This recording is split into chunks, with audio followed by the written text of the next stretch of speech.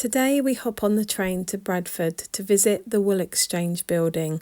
Just had to come here to see the stunning iconic Gothic architecture. We even sat on the balcony and had a cream tea and cake. Yummy!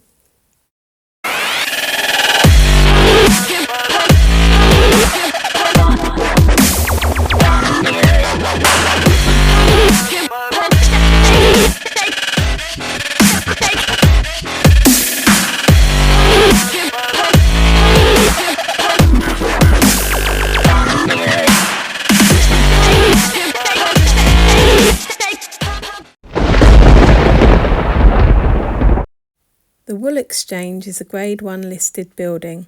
It was built 1864 to 1867. The design of the building was put out as a competition. Lockwood and Mawson won.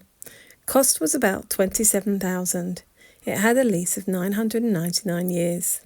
Its construction marked the flourishing wool trade in Bradford. It was a sign of wealth and importance in the 19th century, Victorian era. When it was at its peak, Bradford was a significant hub for the wool industry. Vast quantities of cloth were produced for export by the woolen mills. The internal building was a hammer beam roof with ornamental ironwork, polished granite, tall columns with foliate capitals, with the outer south side arcade columns and arches decorated with beautiful foliage, bugs and even dragons. The roof beams of the Wool Exchange feature the badges of various counties, highlighting the regional origins of the wool traded within the building. The decorative features serve to celebrate the diverse sources of wool from across the United Kingdom. The granite columns each have a number representing the weights of the wool in stones. The building's original purpose as a marketplace for wool trading, stone was a common unit of measurement in the wool trade. The windows on the lower part of the roof and ends are embellished with tracery, the main motif being the six-pointed Star of David. May well have represented Judaism, as they were a big part of the wool trade. Further tracery rose windows above, finishing with roof lights in the pitch of the roof, allowing as much light in as possible. Refurbishments and renovation of the Wool Exchange was done by Maple Grove Developments and Eric Wright Construction, in partnership with City of Bradford Metropolitan District Council. Architect Dempster, Russell and Ray in 1995 to 1996. The decline of the wool industry in Bradford, coupled with changes in trade practices and globalisation, led to the eventual end of trading in the Wool Exchange by the 1970s.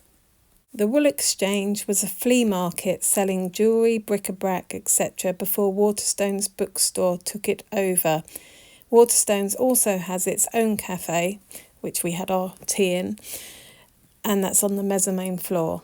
A lovely place to go, beautiful architecture. What more can you ask for? The statue in the Wool Exchange is of Richard Cobden, made of marble by sculptor Timothy Butler.